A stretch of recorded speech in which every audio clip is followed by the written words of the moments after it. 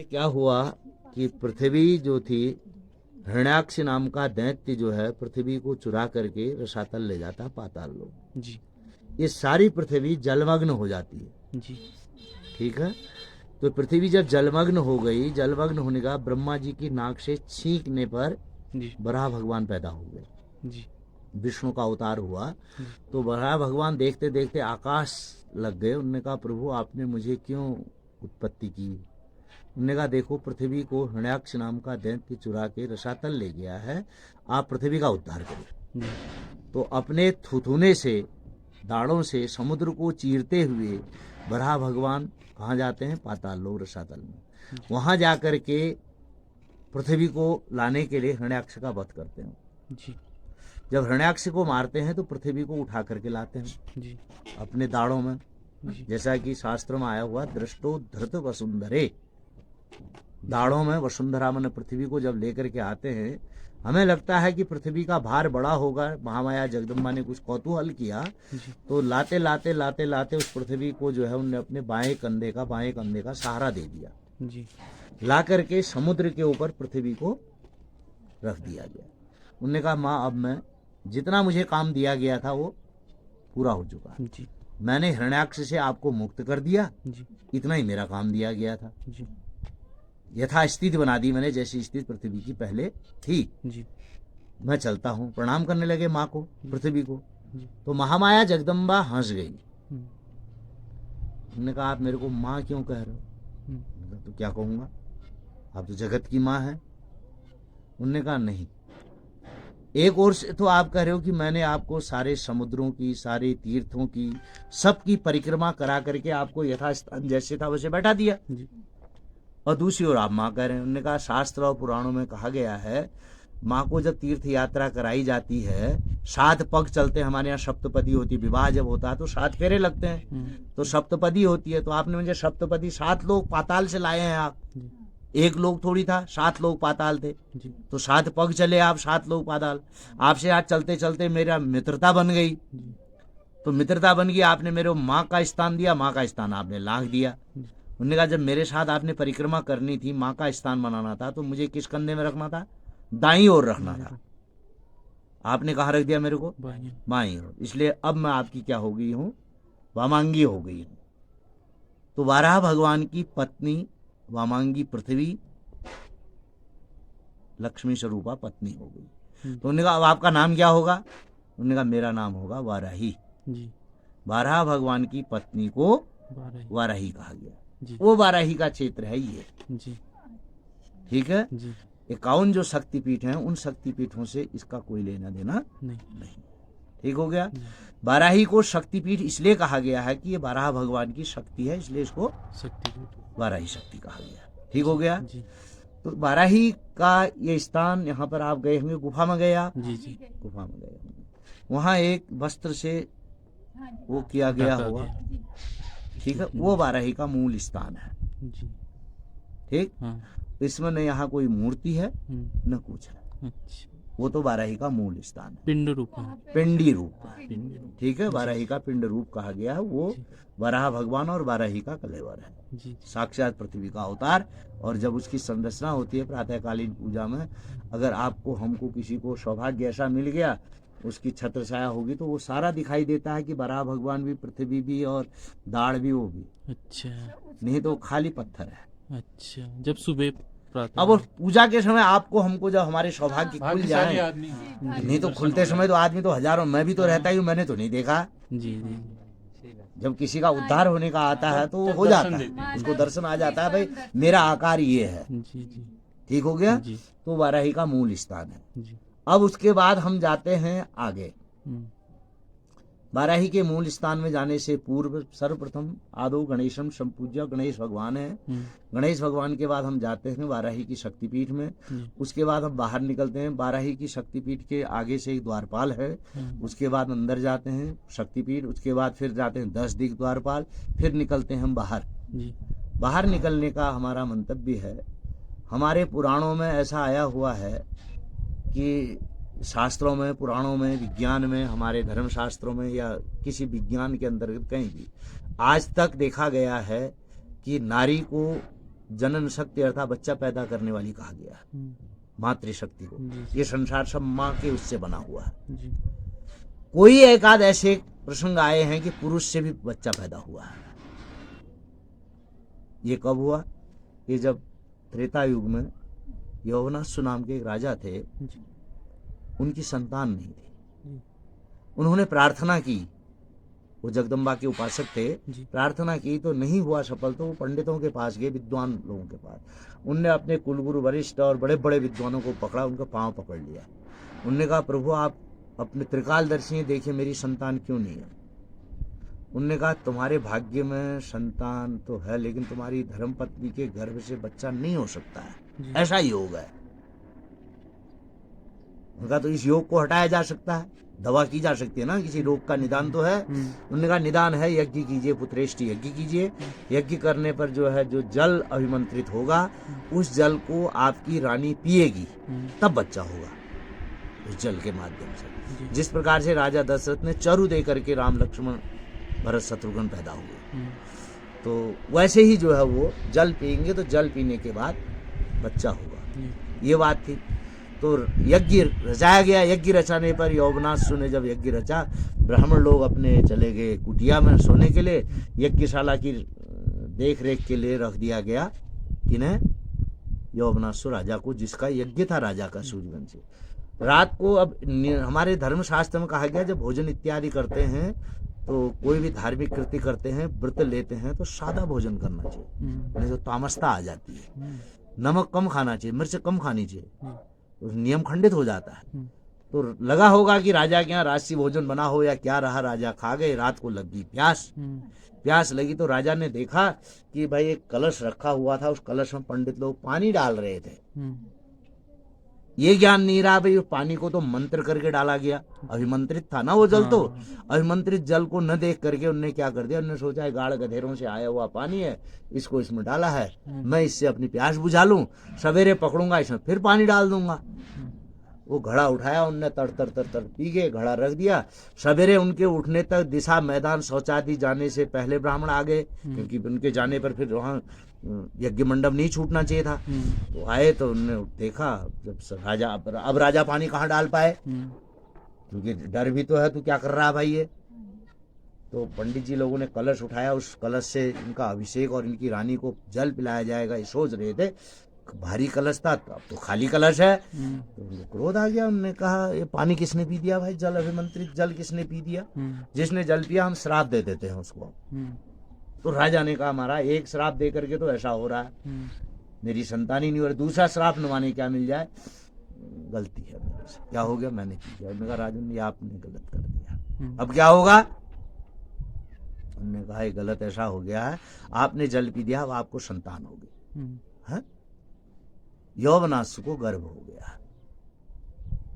1 महीना, 2 महीना, 3 महीना, 4 महीना, 6 महीना, 7, 8, 9 महीने पूरे हुए।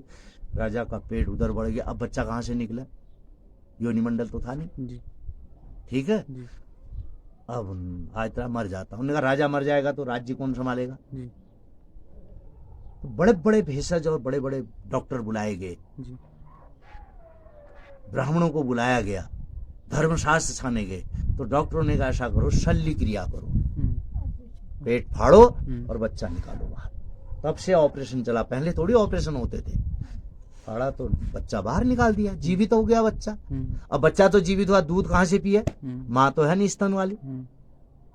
ठीक है। तो उतने में रो रहा था बच्चा, तो इंद्र आए ऊपर से।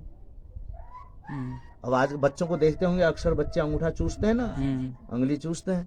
राजा ने, इंद्र ने पकड़ा, अपना अंगूठा डाल दिया। माम मने मुझे, धाता मने पिएगा। ये बच्चा रोना शांत हो जाएगा। ऋषि मुनियों ने उसका नाम रख दिया मानदाता। मानदाता राजा की उत्पत्ति हुई। तो वो स्थान भी यहाँ पर है। कैसा स्थान है? आप उस शक्तिपीठ से जब बाहर निकलते हैं तो आप आए होंगे, यूं आकार है, योनिमंडल कहा गया उसको। वो माँ का योनिमंडल है। जहां हम अंदर गए थे वो है गर्भगृह। अच्छा, वो है माँ का गर्भगृह। गर्भगृह से बच्चा जब बाहर निकलता है तो योनिमंडल से बाहर निकलता है। जी। तो आप अनंत वेली से बाहर निकले होंगे। जी। अनंत वेली से बाहर निकल के वो योनिमंडल है माँ का। उसके योनिमंडल के नीचे लिखा होगा अनंत वेली। जी जी जी। ठीक है। हाँ। बेली, बेला का अनंत बेला, बेली का अर्थ है समय चक्र। ठीक है। जी जी। जो समय चक्र आजकल तो आपके पास भी घड़ी है, आपके पास भी, मेरे पास भी मोबाइल भी है। किसी के में 1 सेकंड का अंतर है, किसी का 1 मिनट का अंतर है। पहले ऐसा नहीं होता था। पहले गोबर की घड़ियां लगा दी जाती थी। शंकु पैदा, एक शंकु लगाया जाता, सुई की नोक की तरह बिल्कुल, जी। उसको लगा दिया जाता था। वो गोबर डबक डबक डबक करता था, तो वो जो होता था अपने आप ही समय बताता था, इतना समय बीत चुका है। जी ठीक है। जी। वो घड़ी प्रमाणिक होती थी। तो वो शंकु वहां पर अभी भी बांधा जाता है अनंत बेली में। वो बताता है रात्रि के इतने पहर हो चुके हैं, जी। इतना समय हो चुका है, अब सूर्योदय होने वाला है भाई, इतने समय अभी भी। अनंत बेली का ये नियम है। अब वहां से आप ऊपर आए, फिर है भैरव मंदिर, फिर कालिका मंदिर है, फिर उसके बाद वाराही की प्रति आकृति है। उसके बाद आप 2 मंजिले में गए होंगे बक्से में। वो जो है राजाओं की इष्ट देवी थी, गढ़वाल नरेश की इष्ट देवी वाराही थी। वो इष्ट उपासक वाराही के थे। ठीक है। उसमें महाकाली, महालक्ष्मी, महासरस्वती, जगदम्बा स्वरूप वाराही का प्रत्याकार है। ऐसा हमारे पूर्वज बताते हैं कि उस मूर्ति का इतना स्वरूप है जिसको देखने से आंखों की ज्योति जा सकती है। जी जी। इतना उस पर चमक है, जी। जिसको वज्र वाराही का स्वरूप कहा गया है। जब बिजली कड़कती है तो आंखें अपने आप बंद हो जाती हैं। तो उससे भी कहीं अधिक उसमें क्रांति है जी। वाराही की। आज तक जिस देवी को किसी ने नहीं देखा, आंखों पट्टी बांध करके उसका पूजन होता है, वो वाराही का स्थान है। जी। उस वाराही के स्थान से अब बाहर निकलते हैं, अब आते हैं खोली खांड दुबा चौड़ में, जी। जहाँ पर बग्वाल खेलने के लिए आते हैं। जी।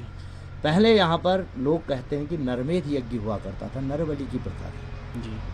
ठीक है।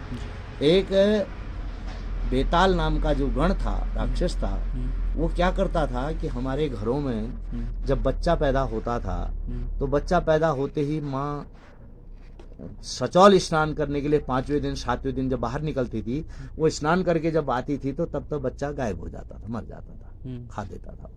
तो ऐसा करते करते कहते हैं कि भाई उसने जगदम्बा ने पुकार की, भाई ऐसा क्यों? उस गण की शांति के लिए क्या हो? उस गण की शांति के लिए वाराही की पूजा कैसे हो? ठीक है। तो पूजा की गई तो उन्होंने कहा ऐसा करो भाई, इकट्ठा न खा करके अब ऐसा करो तो एक एक मनुष्य का खून यहाँ पर दो, एक मनुष्य की बलि होगी, सब नहीं खाए जाएंगे ना, कम से कम बेल बचा रहेगा। ऐसा करते करते यहाँ 4 दिशाएं थी, पूरब, पश्चिम, उत्तर, दक्षिण। उन 4 दिशाओं में 4 खाम के नाम से यहाँ पर जाना था। खाम का मतलब है स्तंभ, खाम का खंबे का मतलब है स्तंभ। पूरब दिशा का जो स्तंभ था वो चम्याल खाम की जाति के लोगों के पास था। ठीक है। उसके बाद पूरब से जाते हैं आप सीधे दक्षिण दिशा की ओर, यहाँ पर वालिक खाम का दायित्व था। उसके बाद जाते हैं आप सीधे दक्षिण दिशा की ओर, पश्चिम दिशा की ओर, वहां जो है लंगड़िया खाम कहलाता है। उसके बाद आते हैं गढ़वाल खाम। गढ़वाल लोग जो थे वो जो थे उत्तर दिशा की ओर थे। ये दिशाएं इसलिए बरती गई थी, गांव इन जगहों में परिवर्तित थे, इनके बसे हुए थे। ये लोग देवी के उपासक थे। तो देवी के उपासक थे तो चम्याल खाम की बारी आई थी। अब कहते हैं कि एक बुढ़िया थी, उसका एकलौता पोता रह गया था, तो पोते की बारी आई तो आई यहाँ पर उसने। अब जब हमारे यहाँ कहते हैं कि जब आदमी नदी में डूबने लगता है, पहले तो पाँव छटपटाता, फिर जब ऊपर पानी आ जाता ना, इसके सिर ऊपर पानी आ जाता, तो फिर वो हर कलाओं को सोचने लगता है ना। तो वो जब उसने कहा जब मेरा वंशी खत्म हो जाएगा तो देवी की पूजा क्यों करनी है भाई? वो आया, उसने मैया से, बुढ़िया ने प्रार्थना, उन्होंने कहा माँ मैं तुम्हारी पूजा क्यों करूं जब मेरा वंशी खत्म हो जाना है, कल को फिर रहना ही नहीं है। उनने कहा अरे पगली, मैं थोड़ी मांस खाता हूँ, मैं थोड़ी नरबलि खाता हूँ। तुमने जिसको मनुष्य का मांस खिलाना, रक्त खिलाना स्वीकार कर दिया, उसको रक्त देना पड़ेगा। जैसे आजकल के आधुनिक समय को लें, आप चाय पीते हैं या आप चाय पीते हैं, मैं नहीं पीता हूँ, तो जबरदस्ती है किसी की? नहीं। एक दूसरा, चलो आप भी चाय पीते हैं, मैं भी चाय पीता हूँ, हम चीनी खाते थे बचपन में, खूब खाया। अब कोई बड़े हो गए तो उन्होंने कहा शुगर हो गया, डॉक्टर ने कहा मिस्टर कुछ बचना चाहते हो तो चीनी छोड़ दो। उसने कहा चाय छोड़ देता हूँ यार, हम पहले कह रहे थे तो नहीं छोड़ा ना, चीनी छोड़ दी। मेरे परिवार में कोई चीनी की चाय पीता है, कोई नमक की चाय पीता है, कोई नहीं पीता है, वो अपनी अपनी चॉइस थी सबकी। तो वैसे ही वही अपनी अपनी चॉइस रही सबकी। आए यहाँ पर पूजा अर्चना की, गए तो उन्होंने कहा देखो ऐसा है, जिस मनुष्य को आपने रक्त दे दिया तो उसको रक्त खिलाना पड़ेगा। जिसको चीनी का स्वाद दे दिया वो शुगर वाला मरने को तो तैयार होगा, लेकिन वो चीनी जरूर खाएगा। अगर मर भी जाऊंगा तो कुछ लोग ऐसे होते हैं ना, नहीं जी मुझे खाना ही है, चाहे मर जाऊं, जब मैं तो नहीं रोक सकता हूँ। शराबी को कहते हैं शराब छोड़ दो, कहता नहीं मर जाऊंगा वहीं एक बोतल और डाल दे। तो वही बात आ गई ये। तो वो जो था जगदम्बा की पूजा के लिए जब आई तो उन्होंने कहा क्या होगा, उन्होंने कहा ऐसा करो चारों भाई मिल करके अब बग्वाल रचाओ। पाषाण युद्ध के रूप में एक मनुष्य के बराबर जब रक्त निकलेगा तो इसकी शांति हो जाएगी। तब से बग्वाल चल गई। तो बग्वाल चल गई तो उस बग्वाल में जब एक मनुष्य के बराबर रक्त निकलता है तो बग्वाल समाप्त हो जाती है। अब उस बग्वाल के एक मनुष्य के बराबर रक्त निकलने का प्रमाण कोई वहाँ वो तो मशीन थोड़ी लगी हुई है, वो मशीन भी लगी है। वो मशीन कैसी लगी है, जो जगदम्बा का सिंहासन डोला जिसमें आंखों पट्टी बांध के पूजन होता है, वो पुजारी जी के आगे से रखा है, जहाँ पर रखा जाएगा नीचे आ जाता है जब वो नंद ग्रह में, तो वहाँ पर पुजारी जी ध्यान मग्न होकर के बैठे रहते हैं। या तो वो डोला स्वयं हिल जाता है बिना भूकंप के, पुजारी जी को मालूम हो जाता है कि अब जाना है बग्वाल छुड़ाने के लिए, या फिर पुजारी जी पर देवी का अवतार हो जाता है कि जाना है।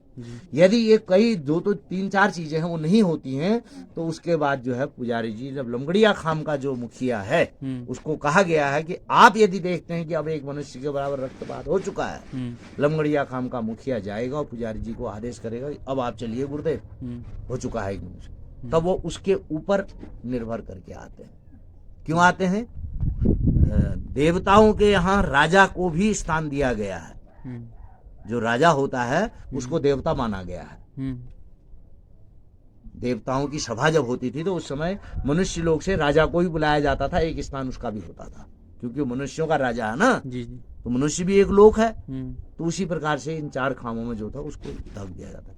वो आते हैं पुजारी जी, फिर अपना चंवर लेकर के उन चार खाम के लोगों को चंवर से झुला करके भैया अब बस शांति हो चुकी है, फिर आपस में वो गले मिल जाते हैं। वो बग्वाल खेलने वाले कौन है? आपस में मामा भांजे जीजा साले, गांव गांव के रिश्ते हैं ना, वो लोग। जिसमें बग्वाल होती है तो उसमें कोई रिश्ता नहीं होता है। और दूसरा, संजय जी आपके साथ मेरा बैर है, माना लड़ाई है कहीं की, वो लड़ाई वहां पर नहीं भुनाई जाएगी। मैं सोचूंगा कि संजय जी आज आए हैं, इनको शिस्ता लगा करके मारूं तो उससे पहले मेरी खोपड़ी भूल जाएगी। बैर नहीं चलता, बैर नहीं है। फूल की तरह आकाश को पत्थर फेंक देना है। जिसको लगनी है, जिसने ऋचा खराब कर रही, जो लहसुन खा के आया, प्याज खा के आया, भान से मदिरा खा करके आया है, जो अपनी ऋचा से बग्वाल खेलने नहीं आया, उसको चोट लगनी है, निश्चय है जी। वो बग्वाल के नियम है अपने। ठीक हो गया जी। अब आप जो पूछना चाहते हैं वो पूछे, मैं तो बड़बड़ा गया इतना। ना आपने पूरी जानकारी दे दी। आपने बताया ना कि जब भी कुछ 3-4 चीजें हैं, अगर वो नहीं होती है तब लमगड़िया खाम के प्रमुख आता है, तो ऐसा क्या कभी हुआ या फिर हमेशा होता है? ऐसा भी होता है ऐसा एग्जाम्पल देखने को मिले? बिल्कुल एग्जाम्पल होते हैं, ऐसे भी एग्जाम्पल होते हैं। अब ऐसा तो एग्जाम्पल तब होता है ना जब उसको कोई गौर से देख रहा हो। उस समय तो बग्वाल देखने की हुई रहती है, वर्षा देखने की इसको हुई रहती है। पत्रकार भी सोचते हैं कि हम इसको कैद करेंगे, लेकिन वो उस समय यहाँ ध्यान रहता है, तब तक बग्वाल छूट जाती है। फिर पूछते हैं इस साल क्या हुआ, उन्होंने कहा पता नहीं क्या हुआ भाई। फिर कोई कुछ नहीं बोलता, पता नहीं क्या हुआ। ये तो वो ये थोड़ी कहता मैं गया था बुलाने, मैं लाया, उसके यहाँ मैं शब्द तो आता ही नहीं ना, वहाँ मैं थोड़ी है, वो तो मैं तो स्वयं साक्षात है। उसने पता नहीं क्या किया। फिर ये अब ये इसलिए हूँ कि मैं वहाँ पर पुरोहित हूँ, मैं वहाँ पर बैठा रहता हूँ पुजारी जी के साथ, तो तब कभी कभार ऐसे किस्से मिल जाते हैं। ठीक हो गया, ये तो हो गया बग्वाल का। फिर उसके बाद आती है दूसरे दिन माँ का दर्शन होता है, सिंहासन डोले का। ठीक, देवासुर संग्राम जब हुआ था त्रेता युग में, मुचकंद नाम के एक राजा थे सूर्यवंश, वो देवी के उपासक थे। ठीक है, उनको इतना वरदान था कि उनके आगे कैसा ही विश्व विजेता भी आता था तो वो हार जाता था। उनने देवताओं की ओर से युद्ध किया राक्षसों को मारने, तो दानव हार गए, देवता जीत गए। तो मुचकुंद से कहा वरदान मांगो, अब क्या चाहते हो देवताओं ने? उनने कहा महाराज कोई नहीं, थक गया हूँ इतने युद्ध करते करते, नींद निकालना चाहता हूँ। त्रेता में की बात है। उनने कहा मैं नींद निकालना चाहता हूँ। उन्होंने कहा ठीक है नींद दे देंगे, और मांगो। उन्होंने कहा नहीं, नींद भी इस शर्त में दो जो मेरी निद्रा भंग करेगा तो वो मेरे आंखों की कोप की ज्वाला से जल जाएगा। मेरी नींद डिस्टर्ब नहीं होनी चाहिए भाई, भंग नहीं करेगा कोई नींद को। तो ठीक है, त्रेता में उनने नींद निकाली, अब आ गया द्वापर। जी। त्रेता में राम हुए, द्वापर में कृष्ण हो गए। अब कृष्ण हो गए तो यहाँ युद्ध चल गया। युद्ध चल गया तो कौरवों की सेना जब मारी गई हैं, इधर जब कंस मारे गए, कंस का जो मालिक था जरासंध ससुर, उसकी देखा मेरी बेटियां विधवा हो चुकी हैं, तो उसने उसको मारने के लिए उपाय किया कृष्ण को कैसे मारा जाए। तो कृष्ण को मारने के लिए उपाय रचा। तो काल यवन नाम का एक राक्षस था, उसको वरदान था तेरे आगे यदुवंशी कोई नहीं टिक पाएगा। अगर कृष्ण भगवान भी तेरे आगे से युद्ध करने आएंगे वो भी हार जाएंगे। उसने काल यवन को बुलाया, उसने कहा आजा भाई, कृष्ण भगवान को मारना है। और भगवान समझ गए अब मेरी मृत्यु निकट है और मेरी जनता प्रजा भी मारी जाएगी। भगवान गए, समुद्र को लांघते लांघते लांघते लांघते आगे जाके द्वारिकापुरी बसा करके अपना ओट में छिप गए। अपना पीताम्बर पकड़ा उनने, मुचकंद के ऊपर डाल दिया, क्योंकि मुचकंद सोए हुए थे। ठीक है, और मुचकंद को लाख करके गए, पीताम्बर सुना दिया। काल यवन ने इतना ही सुना था कि कृष्ण भगवान पीला कपड़ा पहनता है। अच्छा, पीताम्बर इसको कहा गया, पीला कपड़ा पहनने वाला कृष्ण होता है। उसको इतना ही ज्ञान था और आदि अंत कुछ पता नहीं था। अब वो जाते जाते मारी उसने, आगे जाके उनका ठगड़ा साला क्या कहते मेरे को देख करके आया तो सो गया। उसने ऐसे लात की मार दी, जहां लात की मारी तो नींद खुल गई। नींद खुली तो आंख से ज्वाला निकली और काल यवन भस्म हो गया। कृष्ण भगवान की रक्षा हो गई। ठीक है, तो वह मुचकंद ऋषि आश्रम भी यहाँ पर मचवाल में कहा जाता है। ठीक है, ये बलवर मिट्टी होने से लगता है कि पहले ये समुद्र रहा हो। आजकल तो कोई ये कहता है नहीं यार यहाँ थोड़ी समुद्र था, ये तो खाली कल्पोक्त बात कर रहे हैं। हम कह सकते हैं कि बलवर मिट्टी होने से समुद्र रहा होगा, कभी की बात है। तो अब क्या हो, जगदम्बा का उपासक था, जगदम्बा आई, उसने कहा भाई तुमने तो साक्षात प्रभु की रक्षा कर दी। उन्होंने कहा मांगो वरदान। उन्होंने कहा माँ मैं तेरे चरणों की सेवा चाहता हूँ, मुझे कुछ नहीं चाहिए। मैं मांगने वाला होता तो इससे मैं मांग लेता। उन्होंने कहा नहीं, आज से तुम नहीं आओगे मेरे दर्शन करने के लिए। अब मुझकंद से मैं स्वयं आऊंगी तुम्हें दर्शन देने के लिए। इसलिए महामाया जगदम्बा यहाँ से जाकर के मचवाल शिखर में जाकर के उसमें आशीर्वाद देने के लिए जाती। एक तथ्य है। दूसरा तथ्य है कि कैलाश पर्वत सामने दिखाई देता है। अर्ध नारीश्वर स्वरूप इस संसार में कहे गए हैं। आधा महेश का है, आधा पार्वती का है। ठीक है, तो पार्वती जी के स्वरूप के अनुसार अगर महामाया जगदम्बा को हम माने तो महामाया जगदम्बा जो है मचवाल शिखर पे जाती है, वहां से कैलाश पर्वत राज हिमालय दिखाई देता है, अपने मायके का दर्शन करती है। दूसरा, ऊंचे शिखर में है। इस देवीधुरा से मैं सोचता हूँ 12 या 14 ब्लॉक कोई कह रहा था दिखाई देते हैं यहाँ से। पूरे उत्तराखंड का यहाँ सीमा दिखाई देती है। सबको आशीर्वाद देती है ऊपर जाकर के भाई ऊंचे शिखर में ये है, सब जीवित रहो, जीवंत रहो। वहां से महामाया आती है।